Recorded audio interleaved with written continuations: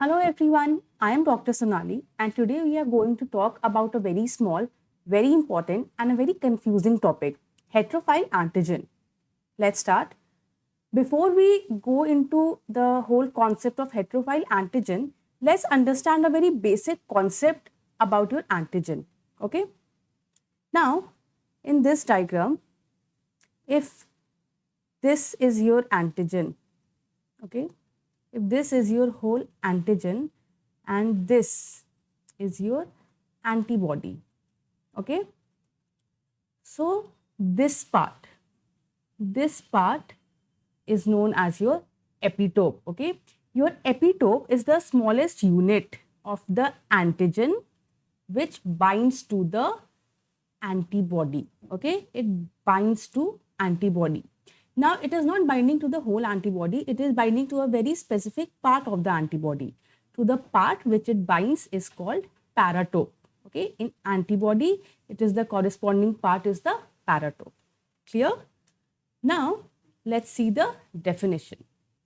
Epitope is the small area present on the antigen which is made up of few amino acids or monosaccharide residues which is capable of sensitizing T and B cell and reacting with the sites of T cell receptor or an antibody. In antibody, the corresponding site is the paratope. Okay.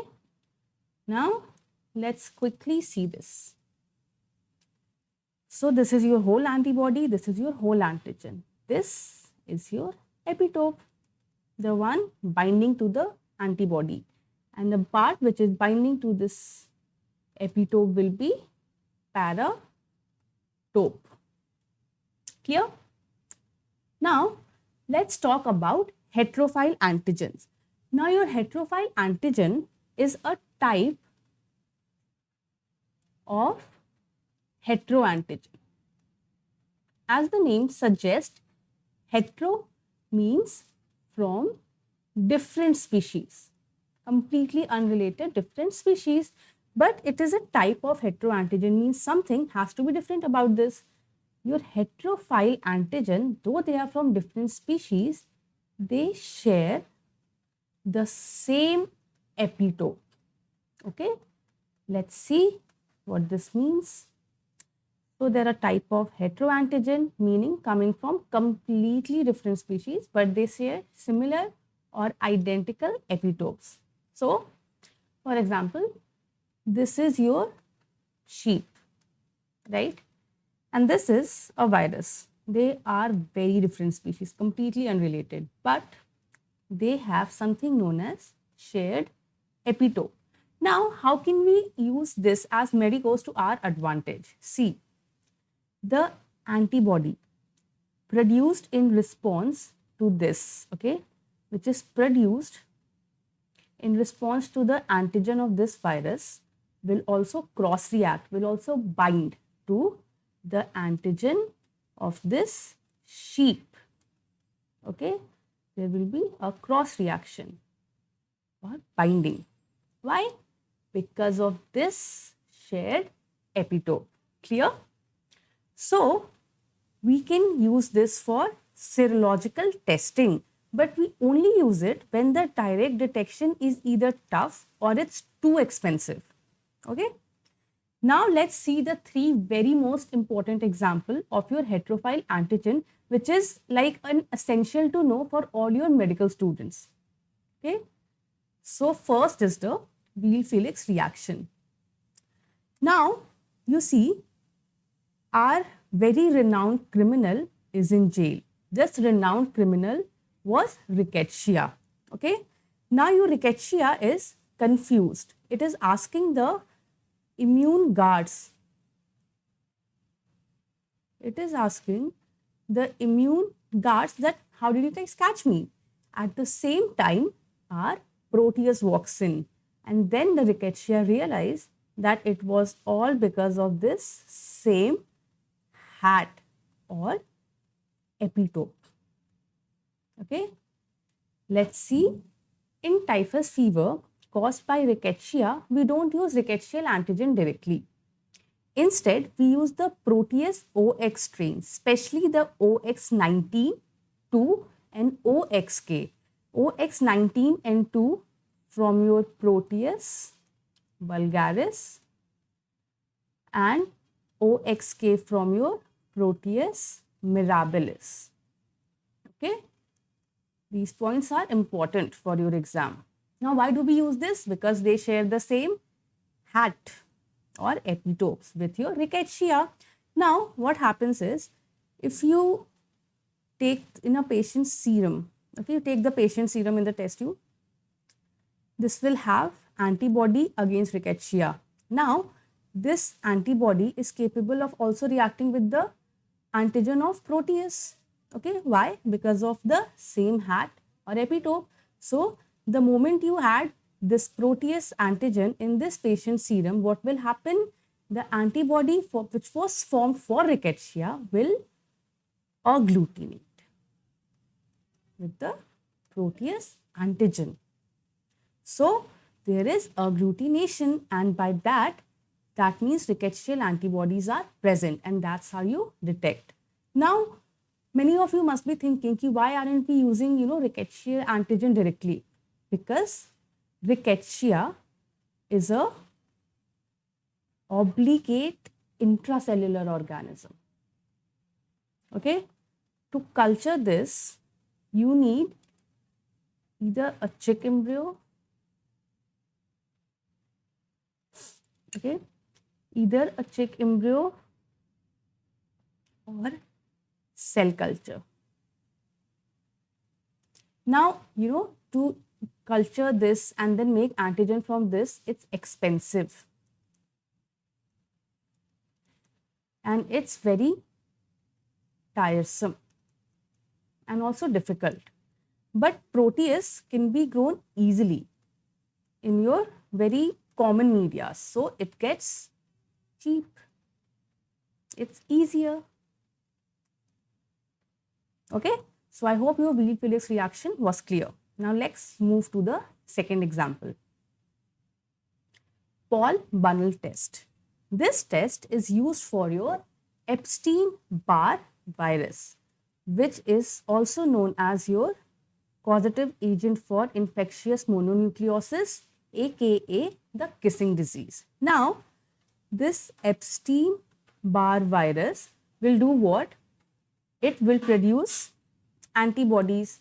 Now, this antibody will also cross-react to the sheep's RBC. The sheep's RBC. Why? Because of the sharing of the same epitope. So, in the serum, if you take the patient's serum containing antibodies and add the sheep's RBC, what will happen? Agglutination, right? So that's your Paul-Bunnell test. So what we do, we detect heterophile antibodies in patient serum using the sheep's red blood cell. Why sheep? Because their RBC carries the heterophile antigen which cross-reacts with the Epstein virus-induced antibodies. So you have the detection method here. Now, if the RBCs agglutinate, it's a positive Paul-Bunnell test. I hope it's clear. Easy, right? Let's move to the last example of your cold agglutination. This is done for the detection of Mycoplasma pneumoniae. Okay. Now, this is your Mycoplasma pneumoniae. Now, this has a glycolipid disguise. You see, this glycolipid disguise is very similar. I won't say exactly the same, but very similar to the I antigen of your RBC.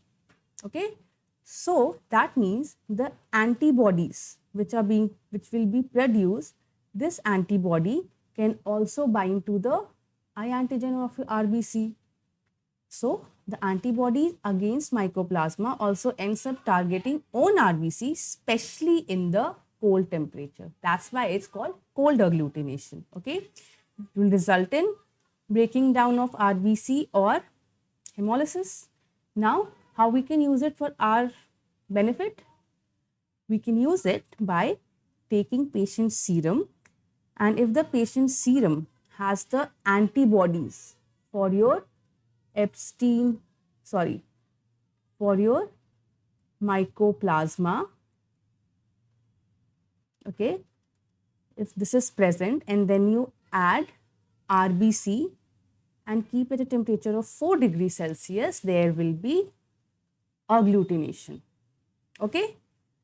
You can also use group F streptococcus. Why? Because they have cell wall sugar which mimics glycolipid of the mycoplasma. So you take patient serum and instead of RBC, you replace this with a killed suspension of the organism which is mixed with the serum. Now agglutination means positive test for heterophile antibodies. Clear? Now this is an obsolete test. It's not used now because of lesser sensitivity and specificity, but you should still know. Now let's see the comparison. Weil Felix organism rickettsia used for antigen used Proteus OX strain. Okay, OX 19 2 NK, 19 and 2 from Proteus vulgaris, OXK from mirabilis. Disease for typhus fever. Paul-Bunnell test, organism Epstein-Barr virus, antigen used sheep's RBC. Disease infectious mononucleosis.